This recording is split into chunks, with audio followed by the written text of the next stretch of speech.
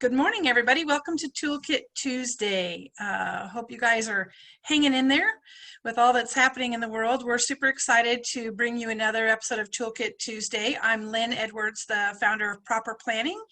And last year we created Toolkit event, and the intention was after 30 years of planning events, I really was looking forward to sharing what I had learned and providing a weekly video series for event planners to come together and also include our partners, the hoteliers. So back by popular demand, we have Mr. Steve Steinhardt with us this morning.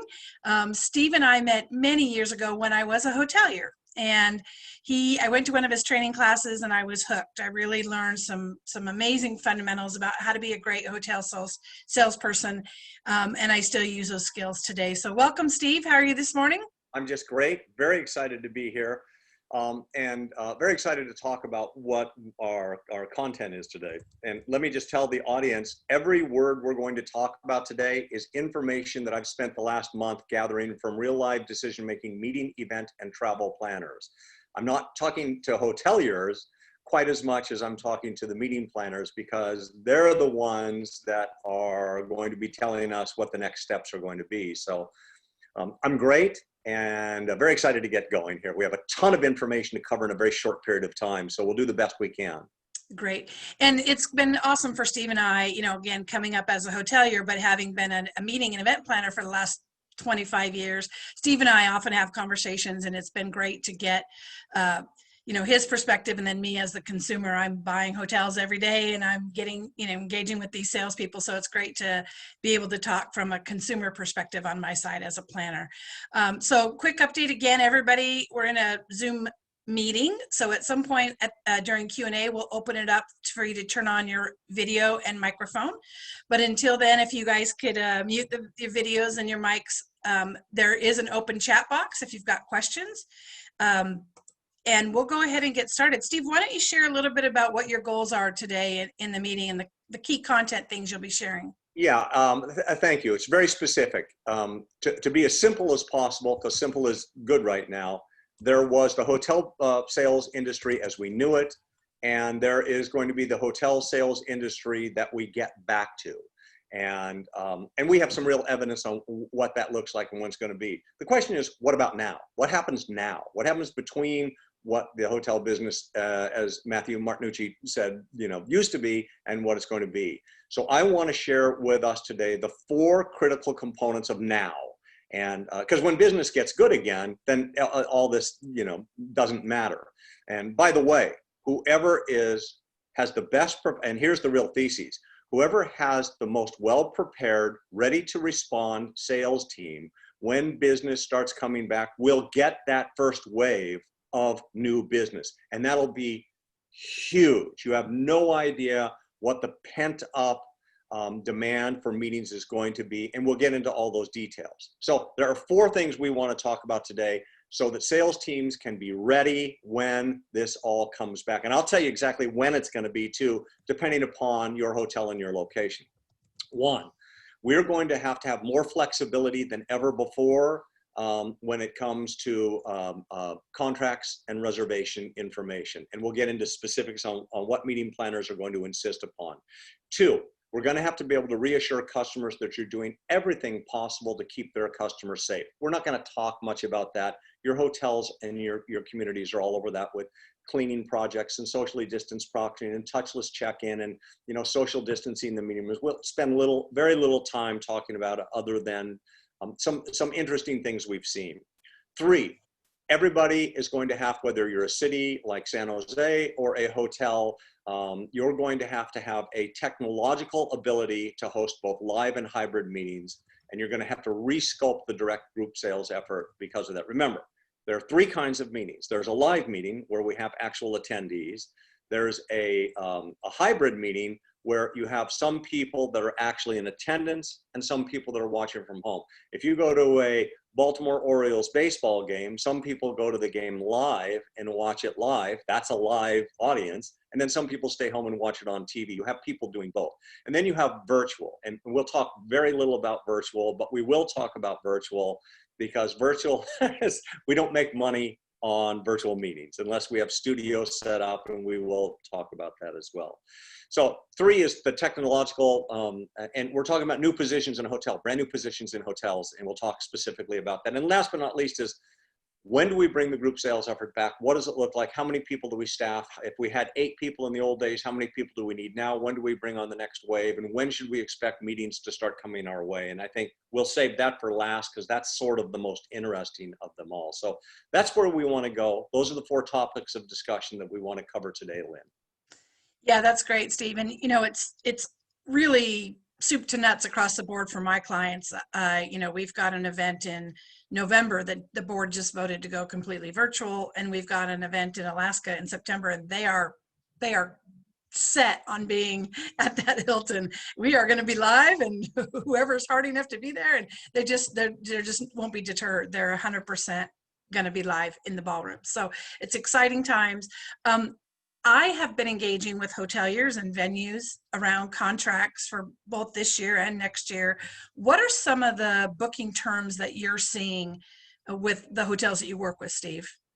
Let's start big and then get specific. For those of you in the viewing audience, 93%, this is a number that we've been able to ascertain, 93% of all new contracts going forward have some form of COVID language in them.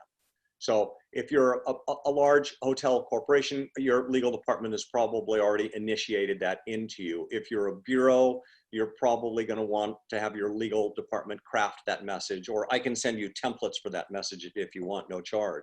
If you're a smaller and independent hotel, you have to understand that you need COVID language in the contract, and that has to do with an altered cancellation policy. You have to alter your performance clauses. That's your guarantees, your minimum food and beverage, you know, your room block versus actual pickup. You're probably going to have language in your contracts regarding your audio-visual promises, and we'll get to that, what those promises need to be. But you're going to be providing certain audio-visual promises because your AV team is going to have to be working with your customer's AV team, and you need language in there to protect yourself in case somebody makes a boo-boo and you know you go down. Let's be honest. The bandwidth everybody is on right now is being pressed to the limit. You have children home from school, you have people working from their offices, and if you're last on the line on your on your internet bandwidth, your light bulb is going to be dimmer than the guy that's first. And so we're going to have some contract language there as well. So the question becomes one of what happens if an event has to postpone or cancel because of COVID? What happens? What is your refund policy going to be for the organization? And what is your refund policy for the attendee? You know, they put up their money as well. You'll need to include fair and equitable language. And probably we're going to have to assume more risk than we did in the past. You know, often we had, 80% attrition and 6 months out, 30 days out, 2 weeks out. You're gonna have to really reevaluate that. Don't make it difficult for the meeting planner, especially the third-party meeting planner. Don't make it difficult for them to try and have to convince their customers that your hotel will work. Don't let the contract be the hang-up. We got so many other things to worry about. Make sure the contract is easy to explain and easy to understand. And be sure and include audio-visual language. That's the most important tip that we can give you now. Don't get caught sideways on that one. Lynn, what have you seen? Well, first and foremost, I've seen the partners being very willing to work with the planners, and that's super appreciated. Steve and I have been in this business a long time when we were talking about partnerships and going through the dips and the highs in the industry. And it really is those hoteliers that continue to work with the planners to make it work during a lull that, the planners remember that. They remember when you were, living high on the hog, had tons of business, but when you can really stand by us shoulder to shoulder and come up with solutions and be flexible, and we can come up with, I had one client that decided to take their financial commitment for a hotel and they broke it into 4 board meetings, a little bit larger than a board meeting, kind of a small executive meeting throughout the year to try to replicate what they were going to pay in a one-day conference. So lots of creative solutions. And I think that's what I would say to our hotel partners here is, as a planner, we are looking for partnership. We're looking for creative, innovative solutions that kind of address all the concerns. And one thing I would really want to say to the hoteliers on here is, it's one thing when the guidelines say you're free to move about the country. It's quite another thing around an organization feeling like their members, their attendees have consumer confidence to come back into a group space. Those may not align in timing. I just really want to share that perspective, because I've got one group, in November, and again, they've decided to go completely virtual, and I thought that's pretty early to make that call. We may be, by guidelines, we may be able to execute this fully, and they just weren't confident their members would be comfortable doing that. So it goes to consumer confidence, and that may not align to government guidelines. So just be mindful of that. So tell me, Steve, a little bit more about hotel and conference centers, how they can demonstrate their safety protocols. How do they communicate that best to buyers? This is obvious, and I know most of you have the answers already, so I'll go at a rather broader stroke. I know you all have socially distancing. I know you are all working on keyless entry and touchless check-in. I know you've all worked out the buffet. But the question is, are your graphics supporting that? Are your optics supporting that? Does your message support that? Your pitch, and we'll get into this in great detail in phase 4 of our talk today, and how does your language change? It's one thing to tell them what you're doing. It's another thing to paint that picture for them. And you need to be able to have the ability to paint that picture for them. You have to be able to explain what the meeting room is going to look like, what the front door is going to look like, what check-in is going to look like, what does the guest room look like.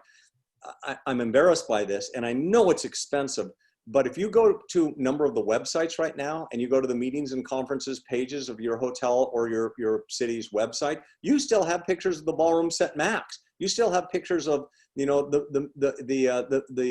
wedding, max to capacity, and so your messaging and your optics are not equating.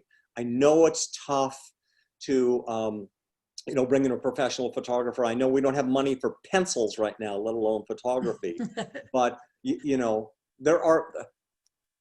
I'll use Marriott as an example, and congratulations to Marriott. And Hilton has an equally wonderful program, but Marriott has a program that's launched. It's called Connect with Confidence. And it's a whole visual graphics that is designed specifically for meetings. And it shows you what the meeting room is going to look like set, socially distanced. It's going to show you what the audio visual looks like.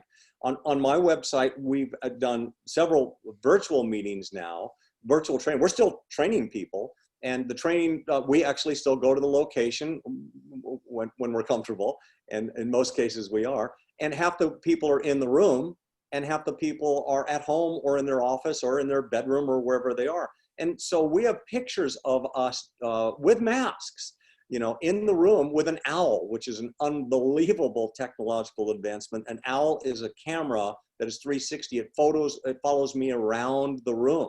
So no matter where I go, whether you're at home or whether you're in the room, you're seeing me, and it gives me the freedom, like most of you have been to some of our trainings. I've just got a lavalier mic on. I'm wandering the room. I never stay at the podium. I like to go get in the audience with you, or, we've got with Zoom the ability to do breakout sessions. And, I've got 5 different teams in 5 different corners of the hotel, and we've got cameras that are connecting all of that.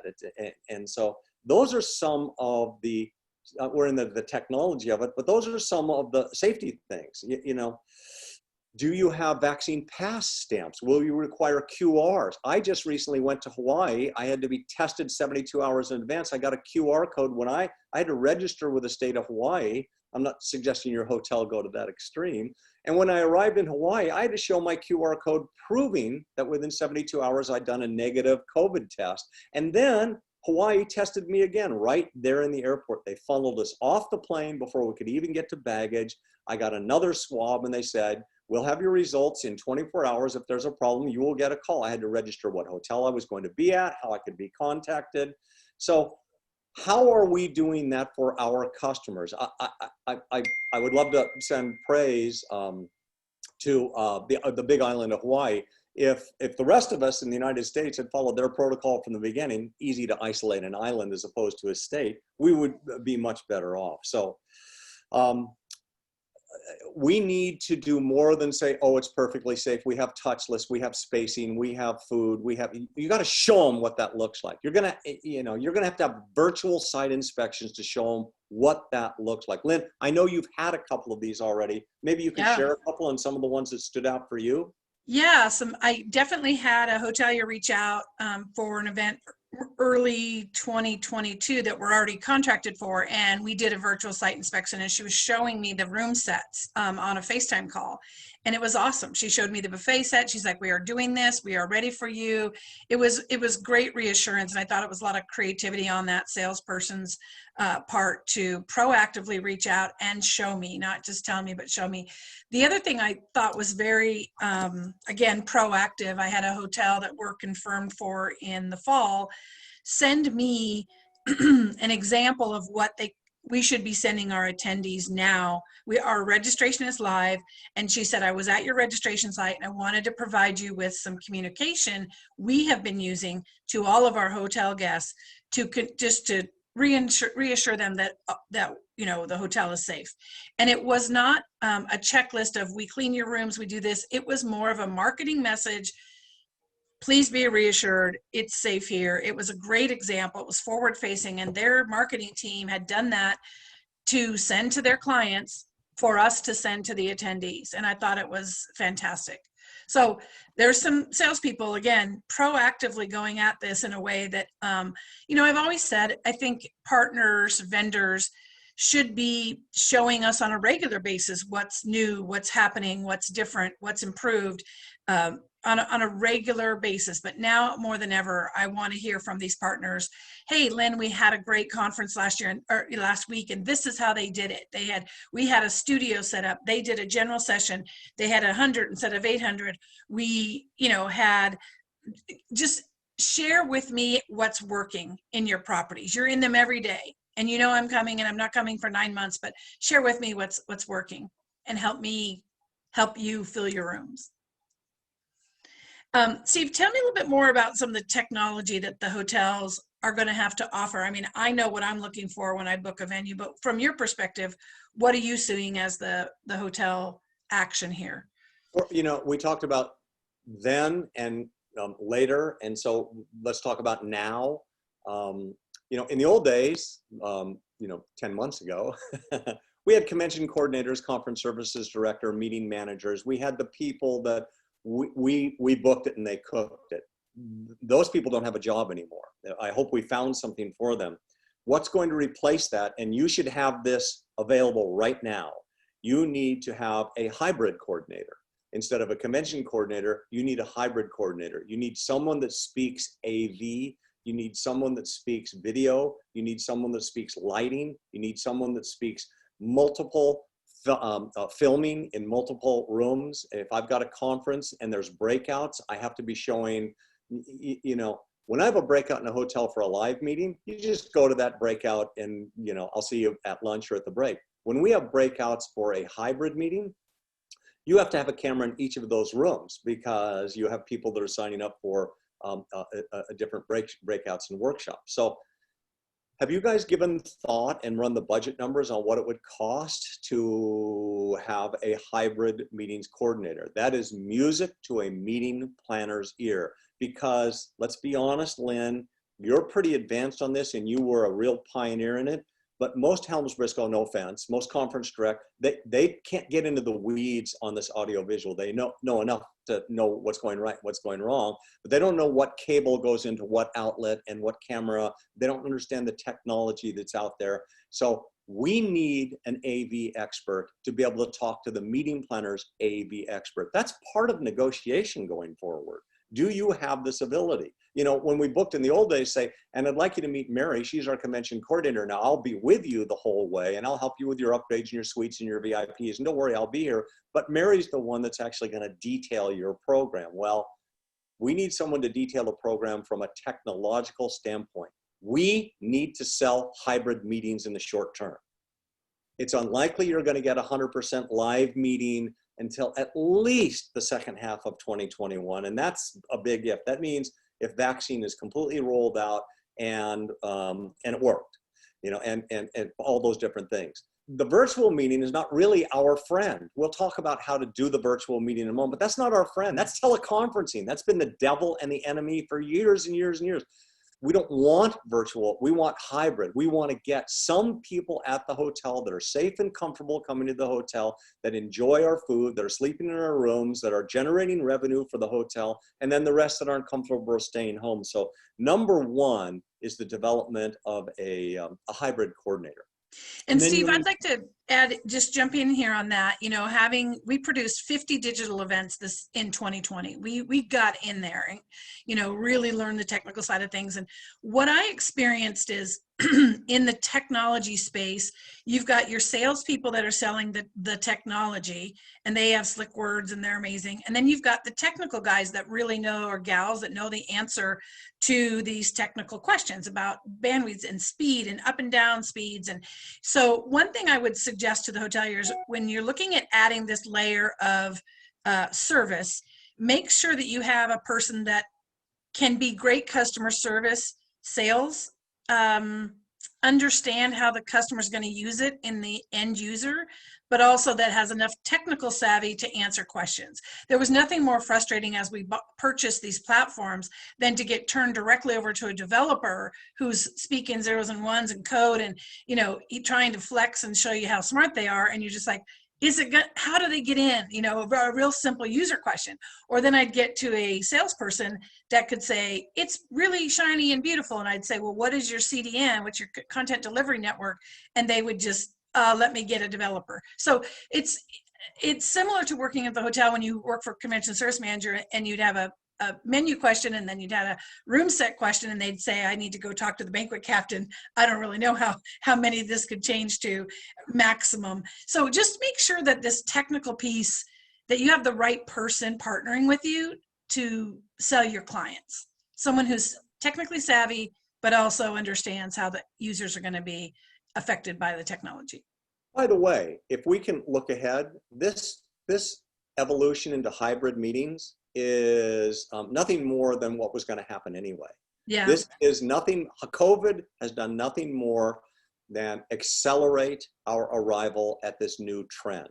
What we want to do is be able to capture as many people live at the hotel as possible, but make sure we service those that are simply uncomfortable going. And after COVID is over, COVID won't be the reason they don't come to the hotel. It'll be budget, it'll be restrictions, it'll be, you know, childcare, it'll be babysitting, it'll be any number of reasons. So we need to adapt to this anyway. This is a technology that's here. Zoom is the first iteration of this. There are a million others. A lot of people are using the Microsoft platform, but COVID has done nothing more than accelerate our arrival at this. We need to catch a corner of this, or virtual will win. And we don't want virtual is teleconferencing. We don't want that. We don't want that. By the way, we don't predict that. I'm not trying to scare anyone. Well, Steve, I will say though, some clients, you know, I have a client that used to be able to put 1,500, 2,000 in a venue. They did their digital this year, 15,000. They uncovered tens of thousands of people more than have ever been at their event. They're not going to leave that revenue on the table. They're going to continue to have a digital element. But I will also say I'm old enough that I was in the industry when teleconferencing came out. And I worked at the hotel at the time, and people were like, oh, we're dead. People are never going to gather. It's like, no, it needs to be viewed as an integrated piece, an added value, not as an either or as we go forward. Meetings will, going forward, be smaller in person, but an enormous streaming audience. Yes. An enormous streaming audience. So what you need, and you better have a dedicated studio somewhere, just like, you know, when a conference or a meeting, let's talk about a convention for a moment. That's a large attendance as opposed to a smaller corporate meeting. You know, those people have headquarter offices. And that, they put their stuff in there and their boxes in there and the scanner and the copy machine. Well, they're going to have cameras in there going forward, and they're going to be broadcasting live from the studio. So every hotel, whether it's a courtyard with limited space, or it's and we're going to talk about some of the Vegas hotels in just a moment, because they're the indicator of when the big meetings are going to return.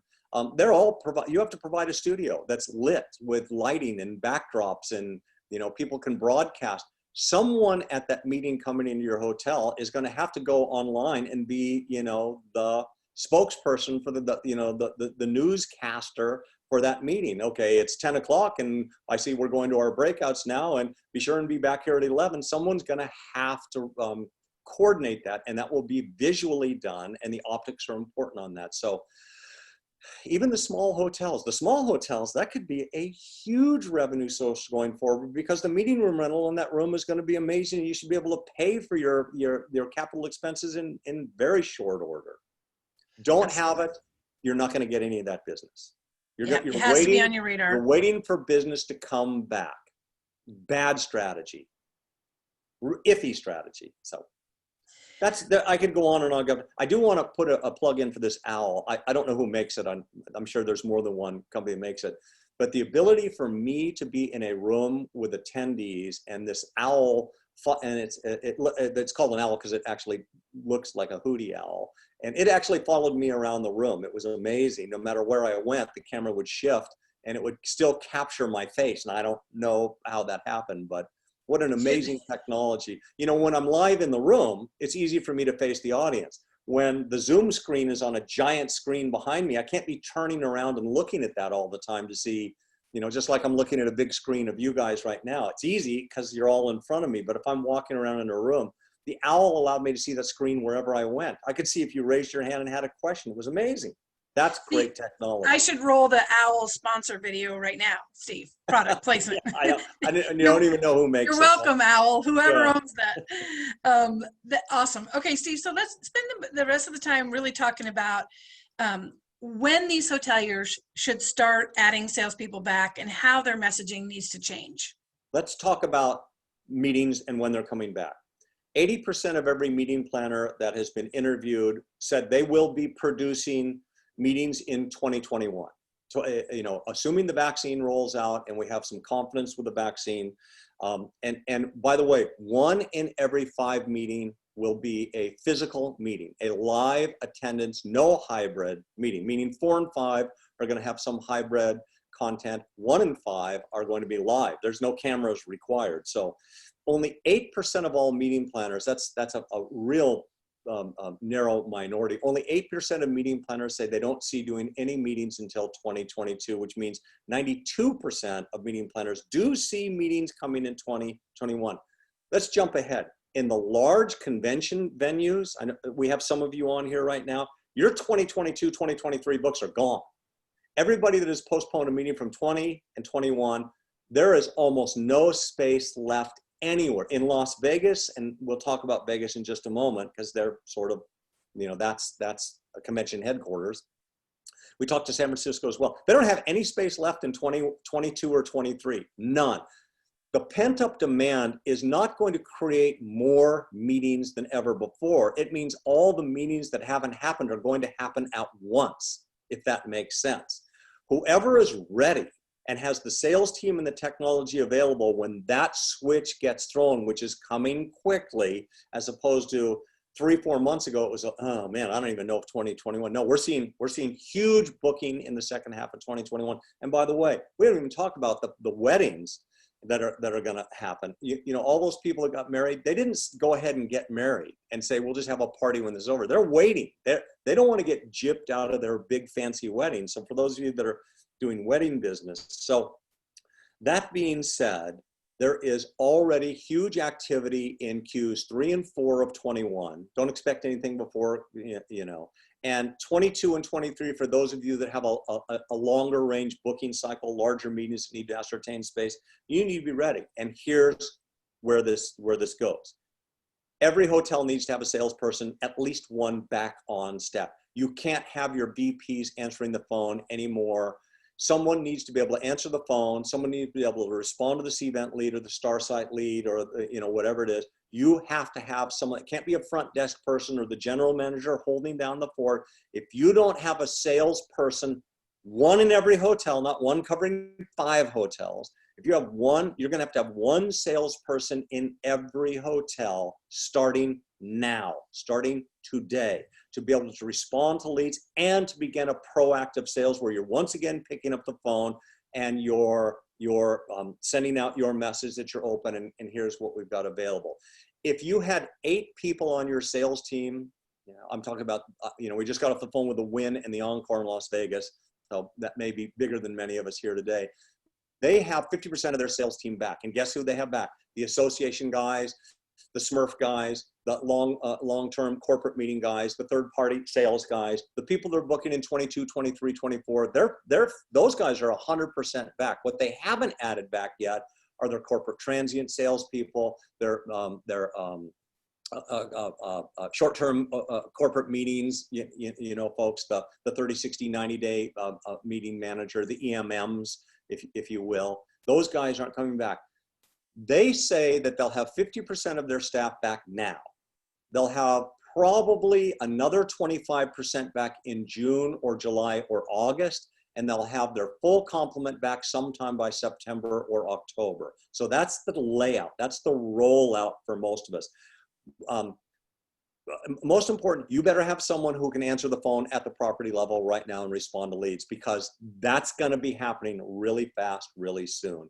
And if you're a small corporate midweek hotel that's relying largely on transient, you're running 70% transient, 30% group, maybe that can wait a couple of more months because you're probably not going to get a lot of requests for that. But certainly by the end of March, middle of March, you better have someone on property. It can't be the GM that happens to wander by and pick up the phone. Or, if I'm a meeting planner and I call your hotel and I got something hot and I get a voicemail, or I'll have someone call you back, I've already called the next hotel and you've lost that piece of business. So be ready. Steve, and I just want to say, I am currently sourcing hotels for events where when I send a request by email, I get I've been furloughed and I won't be back until this summer message. I call and I don't get a return call. And I'm going to keep going. I'm going to book the next hotel that someone is there to pick up the phone or answer an email. So Lynn, I'm just a case study to validate what it is that you're saying. I'm shopping and I'm not just shopping, I'm buying. And if you're not there to sell it to me, I'm going to keep going. It's funny, those of you that attended some of our training, you've heard me say I'm a big on old school versus new school. Old school, telephone calls, handwritten notes, site inspections, hand delivering proposals, really getting to know your customers well when it's appropriate. And new school, the technological advancements we have. How do you hunt and search and build your flat lists on the internet? Where, you know me, I've got sources and sources and sources of pages for us to go to look for new business. And that used to be the new school. Well, let me tell you what. That new school is now old school. So the old school just expanded exponentially. It's about the people skills, the dining, the site inspections, etc. And then the old new school, which is using the internet to find customers, that's now old school. We've got a new school. And the sooner we adapt the new school, and that is when you pick up the phone, which is what you do, and you're messaging a client, look, Lynn, Steve Steinhardt, calling from the ABC Hotel. It's been a while since we talked. You told me not to call you for a while. I know you didn't have any business. I wanted to respect that, but now things are starting to cook a little bit. Looks like the vaccine's on the way. Let me tell you what we've done here at the hotel, or let me tell you what we've done at the convention center. Let me tell you what we've done here at the city, because I know that you're looking for your 2021 second half of the year meetings, and this is what we can do, and I can answer every question for you. Lynn, I'd like you to share this. I even have forms for you to send to your people so that we've made it as easy as possible for you to select our hotel, conduct registration, determine who's hybrid and live, what all the bells and whistles are going to be, what the costs are going to be. Lynn, share that one wonderful example for us. Yeah, that was the hotel that sent me the forward-facing message to ensure our registrants, as they were registering now for a fall event. The language was, attendee focused, and it was this: you'll be safe at this ABC hotel, and this is why. And we have people coming now, and they're safe, and our team is ready to accommodate you in a safe manner. It was great. And I think that what I shared with you, Steve, was that the tone of it was not hotel to event planner. It was the hotel proactively messaging a communication to my attendees. They had taken the time to tailor it to the attendees to help me get people to come to the event. Yeah. And I think, you know, the thing about the buying is, even we talked about the new terms. If I got a communication from a hotel that was telling me, we're going to work with you, we will readdress, you know, the cancellation, the refund, we have AV support, if they are proactively telling me they can accommodate the new normal, then I'm gonna put my ear to the ground with those people for sure. Well, in addition Versus to radio silence. if you can provide messaging for the meeting planner to send out to especially third party, because they're trying to, remember, they haven't made a dime during this whole time either. The Helms Risco guys haven't made a cent since February of last year. If you can provide them with messaging that they can provide to their clients so that they've eliminated a whole step in the process and made it easier for the client to say, okay, Lynn, gosh, it sounds like you've really done your homework there. A, you're probably going to get that piece of business. B, you just landed Lynn the piece of business. Lynn's probably going to be loyal to you for her next 10 pieces of business. It's really simple, guys. I can't tell you what your timing should be. I can share with you what the Win and Encore, they have 50% of their sales team back because those guys are booking 22 and 23. They'll bring the short-term corporate meeting planner the guys back probably in the first part of June, trying to capture whatever's left of 2021 going into 22. And then they'll bring back, last but not least, and someone like, you know, Judy, you have Judy Blatter. Hi, Judy. You have a lot of Hilton Garden Inns and Courtyard by Marriott. You probably want to bring your transient people back sooner as opposed to later to kick those volume agreements back up and make sure those are up and running. We let them know we're safe and sound. Whatever your strategy is, remember this, take this down to your competitive set. Whoever has their sales team back up and running with the answer to all the questions and all the technology that we're going to need and the safety provisions, whoever has that up and running first will get the first wave of business when it comes back. And it's going to be huge. It'll make your year. If you're not prepared, you can't answer the phone, you don't have the answers, you don't have the technology, you don't have the cameras, you don't have the ability to really do an outstanding hybrid effort, you're probably not going to capture that first wave when that comes back. And the first wave is happening right now. And it's going to come out big time by June. So at a minimum, you have to be, whether it's one person or two people, or in the Encore's case, 4 going to 6 people, whatever that number is, someone needs to be there with all the answers to respond to the inquiries, because they're going to start coming in. Whoever is ready and has everything in place and can answer all the questions and make sure that the confidence level is such that the meeting planner goes, you've given me absolutely no reason not to pick you. In fact, compared to the other guys I talked to, you're the only one that sounds like they're really ready. You're going to get that first wave of business. Then we'll be ready to go to whatever the new normal is. Well, and Steve, I want to add that as a hotel salesperson for many years, and then now as a buyer, I think that the other thing you should be prepared with as a salesperson is questions.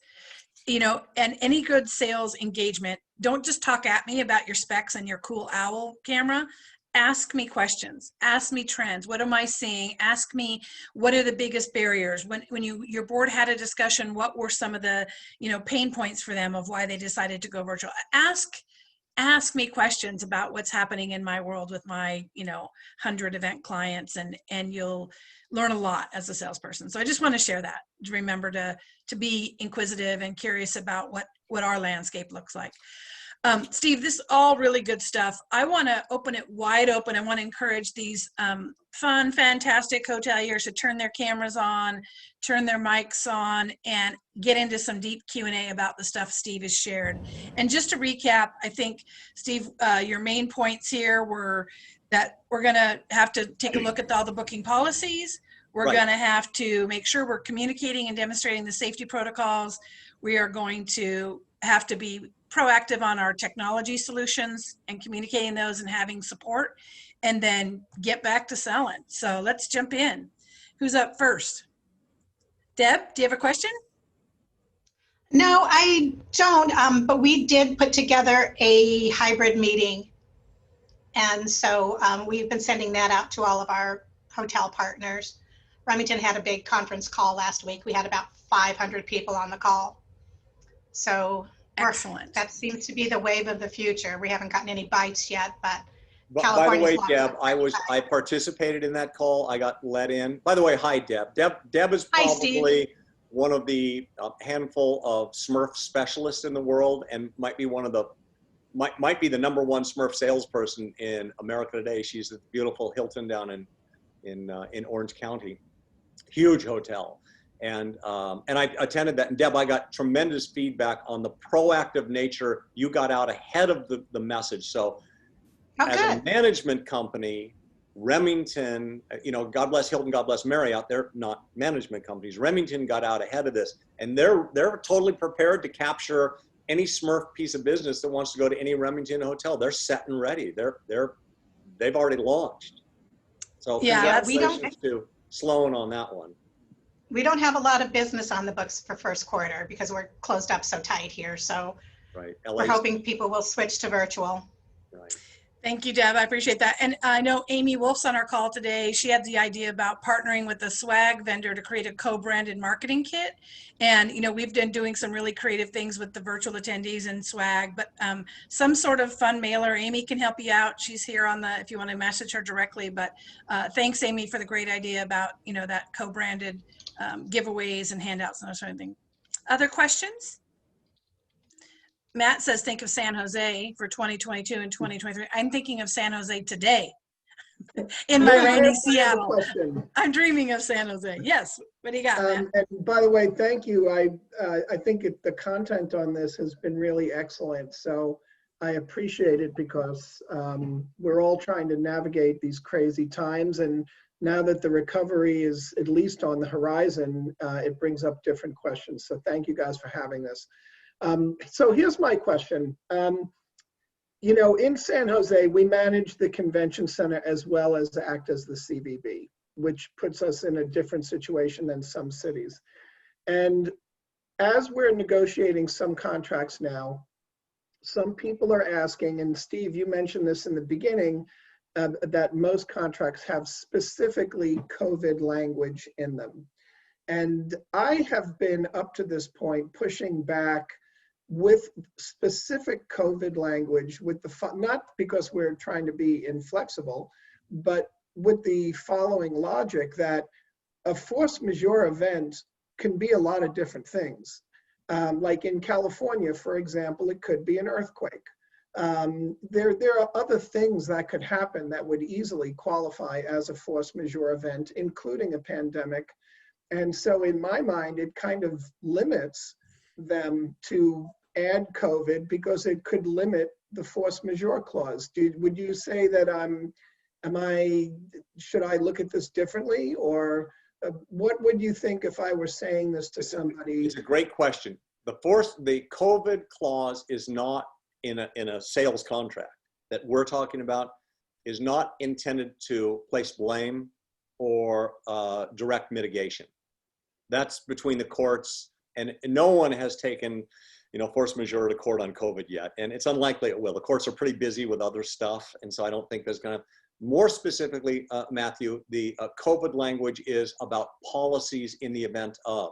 What would cancellation look like?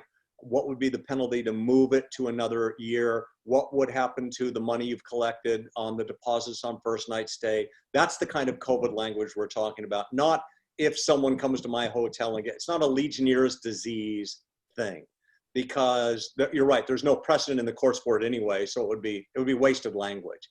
We don't know what this is, force majeure. So when we talk about the COVID related language in contracts, it's about what happens if, and how do you rebook it? How does it affect the attrition clause? How does it affect the performance clauses on food and beverage, et cetera, et cetera? It's more of, It's more of an agreement between you and the customer that if COVID gets more serious and the numbers change, what does that mean to the hotel and what does that mean to the client? So it's a different type of language. It's not about fault or blame.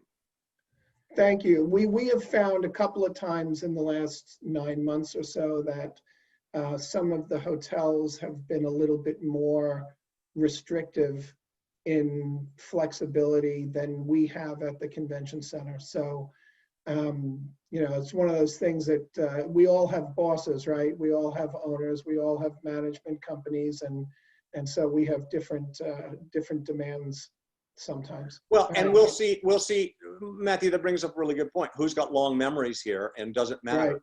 Yeah. And we've got a client that the hotel will not return a $500,000 deposit. They're keeping it. And they're saying, we don't know when we're going to rebook. We're going to rebook. And they'll say, yeah, we're keeping the $500,000. No, we need some of that back, or it's a 501c3. They're going to have to fold. And they're saying, no. Well, Yeah, it's really easy for me to sit here and say, give them 300,000 back if you need to and keep to, I mean, something, anything.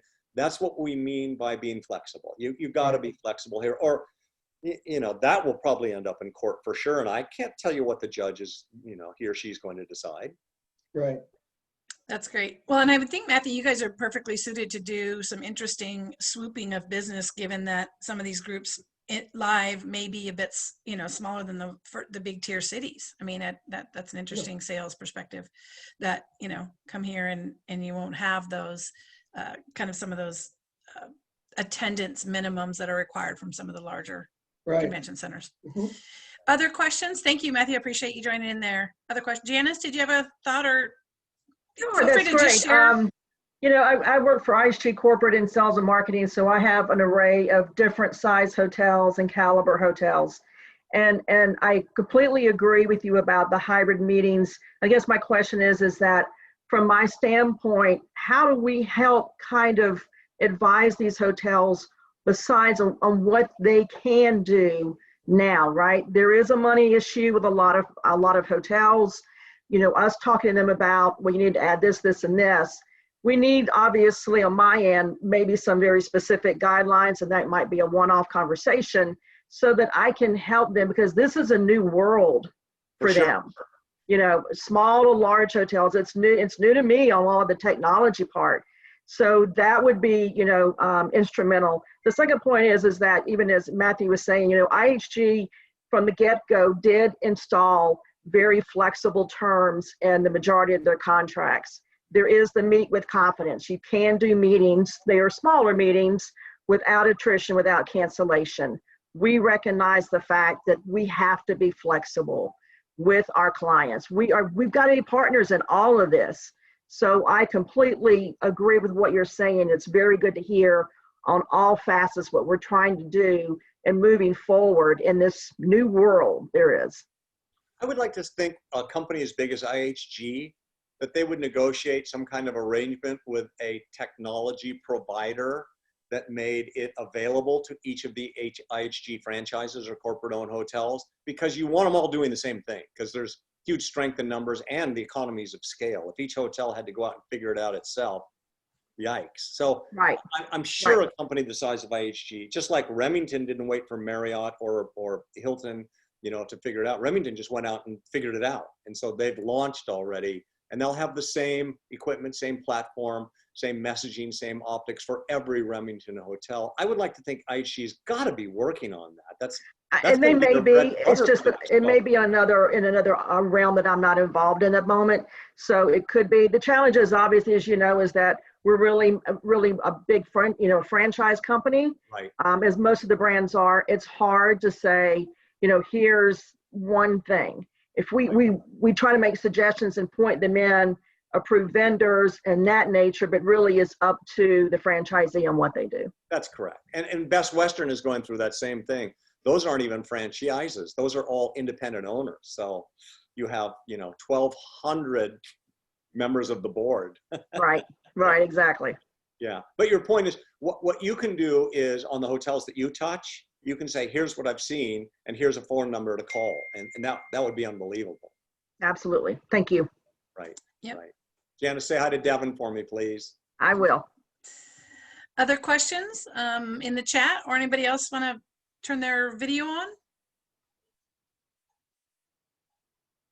I would like to source and ask a question of the hoteliers that are here. If you want to either just drop it in the chat or turn your video on, I'd love to know your sales efforts right now. If you're in the saddle and you're selling, as Steve has said, there's somebody now has to be doing that. What is your biggest challenge with event planners? I mean, I'd love to hear from you guys. What pain are we causing you, and how can we do better on our end? Anybody want to share what they're experiencing right now? I know for me, it's, we have to make sure we have a flexible cancellation clause in there. And plus a lot of people want contracts with no attrition right now. So, and we're being pretty flexible. That's great, Deb. Anybody else? Stephanie, Warren, they're like just calling on people here. Judy, do you have any thoughts about what as planning partners we can be doing for you to support you and get back to biz? Nobody? Okay, Steve, any closing thoughts? No, I just want to close with this. Now remember, given the vaccine is effective, because that, as we all know, is everything. If the vaccine is effective and it looks like we're having some initial results, that's going to be the timing. So when you say when, that's the timing. But don't wait until it's too late. I think it's really simple. Whoever has their sales team, doesn't have to be the full complement, back in place that can answer all the questions that we talked about today, incorporate many of the ideas we talked about today, so that when the phone rings or the C-Vent lead comes in, whoever is ready first will get that first wave of business. And that's going to be a huge wave of business when that comes back in. So I think it'd be better to be a little ahead of that curve instead of behind that curve. I'd like to be ready too soon as opposed to too late. And I think that's really critical. We're all smart. We'll figure out the rest. Every one of us on here today is smart, experienced salesperson. And some of what we've talked about, you already knew about.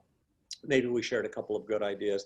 I just want to give you a sense of what the timing needs to be. And this is what we're hearing from meeting planners. And you heard from Lynn today, who's got, dozens of meetings herself each year. And thank you, Steve. I appreciate you coming in and sharing what you're seeing, what you're hearing, strategies for these hoteliers that we're all trying to get back as quickly as possible, but as safely as possible, and understanding the timing is super important. I want to share with the hoteliers that are here, when I was in hotel sales, I always loved having a reason to contact my clients. And for Toolkit, the program we're offering, we have a new membership called The Shop. And it's a $10 a month for a meeting planner to come in and join event planner only conversations. We have a private Slack group. We will be doing demos of platforms. There's a lot of meaty value for each of those. And if anyone is interested in getting one of those for their clients and having a reason to reach out and say, hey, Sue, I got you a Toolkit shop membership for some great event planner resources. I'm going to put my email in the chat room right now. Feel free to reach out to me. Shoot me a quick email. Let me know if you'd like to use this as a sales tool to reach out to some of your folks. Again, it's a community for event planners only with very valuable hard tips, tools, techniques, strategies, proven best practices. So if anybody's interested in that, again, on behalf of their clients, we'd be happy to work with you on a program. There were some other additional comments on here. Thank you for the Zoom meeting. Found it. Let's see. Hotel GM in St. Paul. We had someone on the call today from the country of Cyprus. That's pretty cool. Toolkit Tuesday, going global. Very helpful. And so that's great. Thank you for your support. I just want to say that we can't do what we do without our amazing partners, hotels, convention bureaus, convention centers, hotels of every size, shape, you name it. We need you. We're excited to get back in your venues. And if you, again, need any help from an event planner perspective, I'm happy to offer that. And Steve, why don't you drop your email in the chat box as well for those who want some more specific, amazing hotel training. Thank you, everybody, and have a great Tuesday. Thank you, guys. Thanks, Great Steve. to see everyone. Bye-bye. Thank you.